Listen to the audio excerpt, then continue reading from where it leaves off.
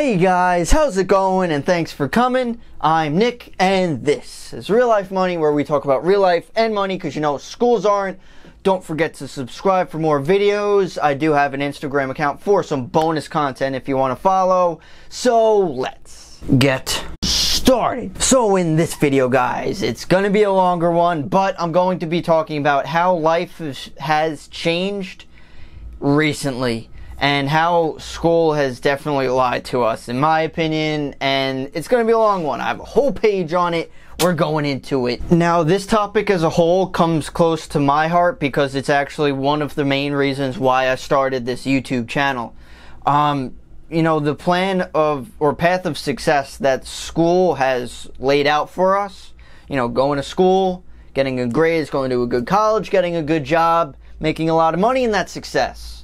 And then when or if people actually do that, they get to the end and realize they don't feel successful. So was that path the right one? So I'm going to be talking about school and life in general, and I'm going to present a possible solution at the end to this new environment that we're currently in. You know, people talk about like the economy is hindered because of student loans and all these things, and I guess there might be solutions out there, but I haven't heard of a big one. And hopefully this might just at least change your mindset to think differently, because if you think incorrectly, you're going to do incorrectly, and hopefully this video is going to get toward that. So let's start with school, guys. For me personally, I dedicated a lot of my time and energy and everything into high school. I tried to get the good grades. I worked my butt off. I'm going to try to keep it PG for this video. Is that going to continue on? I don't know. But I worked my butt off, you know, working hard for exams, essays, grades as a whole, getting A's as much as I possibly can. So then as college came, I started learning more about myself and thinking for myself. And what I learned was that it's kind of a joke. Now, I'm not saying this lightly, guys. Now, yeah, you can use college and a degree to actually go somewhere, and you could use that for a stepping stone if you have a path for that degree. But what modern society, or what modern schooling is memorization and regurgitation of facts. So it's not necessarily that you understand anything at all. It's basically, if you memorize something, you put it on a Scantron, multiple choice, hand it in, and hope that you get a good grade. And these are all based on mostly facts. When in reality, this frustrates me because we could learn facts from anywhere, especially our phones. They're always going to be next to us. So if we need to know something, you could literally find it out in less than 10 seconds. If you need to know an equation, if you need to know like a certain president, like the 9th president, I don't know the 9th president. I could find it out in the next 30 seconds though, and tell you, because we have the internet. So the fact that we have to memorize these things doesn't make sense. And when I realized that, along with a lot of other things, but that frustrated me because I kind of wasted and put so much focus and energy into the schooling system, 20 years, to realize that what I learned or what I put in isn't necessarily going to give success as a result. Now, most of us could understand that we can't be good at everything. Unless you're a very egotistical, large-headed person, you cannot be great or perfect in everything. Yet, the schooling system grades us on a GPA, which averages, you betcha, everything. We want a 4.0, a perfection in everything, which is literally impossible. So the idea of facts and school doesn't have anything to do with life, because when you finally graduate, life happens and you realize, I don't know any of this stuff. Now, yeah, like I said before, you can use this degree as a stepping stone to get somewhere, but most of it is useless. Examples of why it's useless: I remember when I was in high school, in some classes or some tests, we couldn't use a calculator. Why in the world, why could we not use a calculator? Again, our phones are usually within arm's distance of us at all times. There's a calculator there. We could ask Siri. We have the internet everywhere. So, if we have the tools available, why are they taking them away? We should be able to use not only calculators, but the internet, because that's how we obtain knowledge and to use it. Also, using your notes on a test, or even not technically cheating, but teamwork, because everywhere in the world, if you're in a job, if you're in a business, starting your own business, working with other people, that involves teamwork. When you're taking a test, you're only relating to your mind. When if you do that in your life, yeah, you could get places, but if you want to expand your mind, you interact with other people. You might not be able to use any of these things in school. However, in life, you can. Now, one additional topic of the school idea is that we're learning the same exact thing as our parents. I remember I was doing homework and my parents were like, oh, I remember learning that. Now, yes, I understand there are fundamentals and foundations to some things, like there are fundamentals to math, science, and you need to know those things. However, in certain aspects, the world continues to change. So, if we're learning the same exact stuff, usually in our past, that doesn't help us for our future whatsoever. Moving on to the largest part of our lives is actually financial. And they do not teach this in schools. Now, yes, money isn't everything, but it's most things. Like literally anything you need. If you have to live somewhere, if you have to eat, if you want to go places, you know, travel places, do things, all of those involve money. So if you don't understand money, you kind of don't understand life.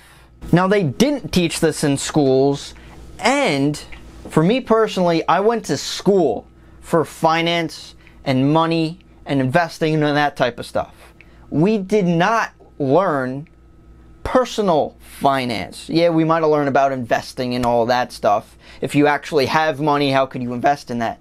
But if you don't have personal finance, like things we all need, whether it's like understanding credit cards, loans, car loans, mortgages, credit scores, all these things, I personally think that personal finance is actually more important than investing, because you could be a great investor, but if you use it unwisely personally, it doesn't matter how much money you have. Again, the main reason why I started this channel, even when I went to college for money, they didn't teach really about money, personal finance.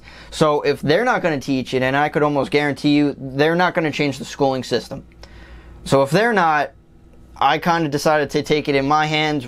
How far it's going to go, I'm not sure. But if I could help as many people as I can, I feel like I'm helping more than the schooling system. Now, moving on to another lie, college. By the way, fun fact, I was looking around, the average student loan debt is approximately around pushing $40,000. Might be higher at this point, maybe $50,000, I don't know. But still, that's a decent amount of change. Now for college, at least for setting up for college, I remember in high school that there really wasn't any planning. They kind of set up without doing any type of research into the job market, the location of the college, the cost of the college, what you're actually going to be using it for, and even the salaries of the possible jobs you can get involved with. They're kind of just like, hey, you like that college? Go there. So now the great thing is people aren't even starting after school. They're not starting at zero. In fact, they're actually starting negatively because they have these student loans, which nobody tells you about. So that's the kind of idea of school. Now moving on to the idea of how life actually changed. So one thing that annoys me from past generations, whether I guess technically I'm a millennial. I'm 25. But if, let's say, parents, I don't know what they're considered, Generation X, Generation Y, whoever, baby boomers, but when they say they bought a house when they were 21, and they look at our generation, that we're scumbags or not doing anything because we don't have a house at 21, well, listen, there's a reason. First reason. Previous generations, a lot of people didn't actually go to college. So those 4 years they were in the working environment, gaining money, gaining experience, promotions, new jobs, raises. So they had all these things in those 4 years, when now, in most situations, of course there are exceptions, but a lot of times people are going to 4-year colleges and not getting any type of experience whatsoever. Now, there are student loans, again, no experience while we were working, and the biggest aspect why 21-year-olds aren't necessarily buying houses at 21 now is because of a little thing called inflation, and this is the part where you probably want to throw up. Now, back then, the American dream was to basically buy a house and start a family. Now, I don't know what the American dream is, but if there was one, personally, I wouldn't want to go for the American dream. I would want to go for my own dream, but that's just me. But looking into real estate and housing prices back then, so this you can see median home value, how it has changed over past decades, and you could see that increased over 1,500%, and that just calculated since 1960 till now. So you could see the rapid increase in home prices, but what about salaries to afford those home prices? Well, if we look at this chart, I just like to look at the middle quartile. If you're at the high point, well, fantastic for you, but I like to look at the middle.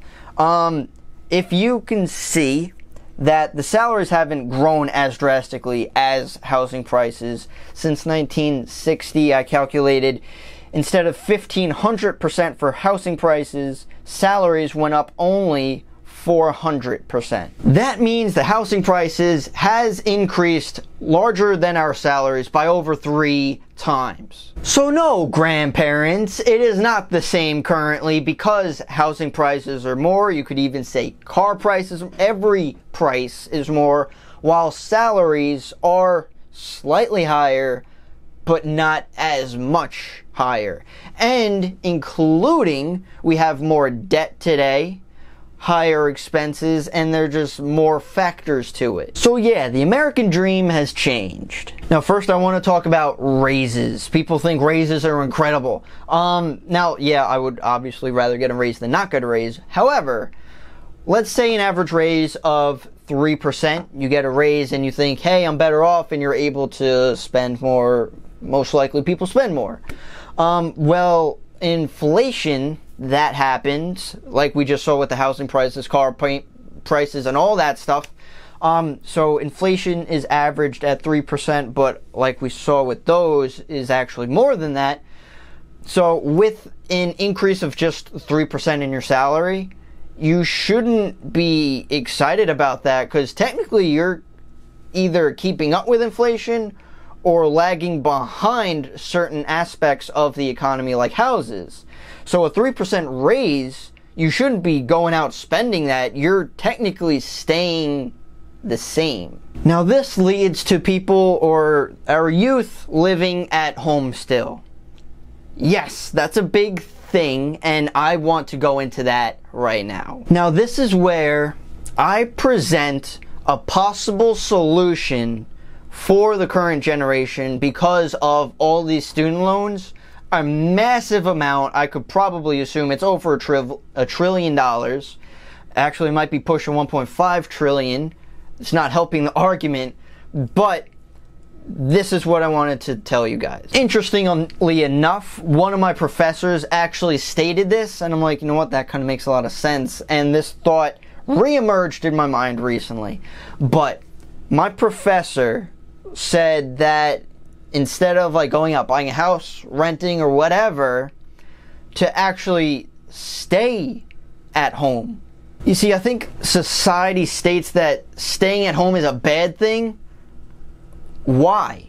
Yeah, it might show like responsibility and all that stuff. However, if that's going to make you struggle and destroy your life, why must you do that? It shouldn't be seen as a bad thing to stay at home. If anything, financially speaking, it's a great thing to stay at home. Now, of course, there are multiple factors to this. You would have to actually like your parents. You would have to be comfortable with your space, if you have your privacy and all that stuff. And also, if your parents want you to stay there. And also, if it is a problem, you could assist in home expenses. You either split the mortgage, or however you want, or split the rent. Give your parents some amount of money, which is still cheaper than going out and renting somewhere. This not only assists you financially, so you're able to save money while you're at home, while trying to save for your life, but if you're actually assisting your parents in a mortgage or a rent or whatever, that actually helps them financially as well. Instead of giving the bank money, some random dude some money, you're assisting your parents out, because I'm going to assume they're not more better off than we are right now. We all need money. So that helps not only our generation, but also our parents' generation. See, I understand that a lot of people might actually disagree with this idea, and I agree that, like, oh, if you have a rent payment, that kind of lights a fire under your ass to actually get a job and make more money. However, you can still have responsibility and the right head on your shoulders if you still stayed at home. The fact, if life is unfair and you try to play the game fairly, you're at a disadvantage and you're gonna lose. So if there's an unfair game, it wouldn't be a bad idea to possibly play a little unfairly. Now, this doesn't only go for parents. There are other options. If maybe they're not around, or they don't like you, you don't like them, it's a possibility. You could still live with other people. That could narrow down to friends, cousins, siblings, anyone, to decrease your living expense, to actually split rent, split a mortgage.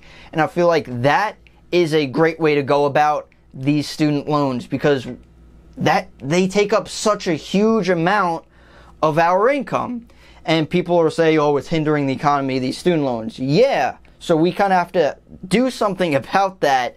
And I think this housing adjustment could change some things around. So that's my thoughts on how life has changed, because it definitely has been, and how school lied to us along with other people, but that's something else. So let me know what you guys think. If you have any questions, comments, concerns, please leave them down below, because I think this topic is ridiculously important. So I personally think that we need to make a change, like a drastic change, and I think this could actually help, and to actually change our minds to think that that's not a bad thing to stay at home. Maybe we should. Other generations could completely disagree with that, and that's fine. That's my opinion. It could work. It could definitely help financially, but we need to change a little bit here. So I wanted to get that thought across. Hopefully it helps someone. If you guys agree with it, if you want to share the video, that would be great too. But it's really up to you. I just want our lives to be better for the future. And if we stay on this current route, I really don't see that happening. So don't forget to subscribe, guys. Thank you so much for watching. I know it was a long one. I really appreciate it. But I'll see you guys in the next one.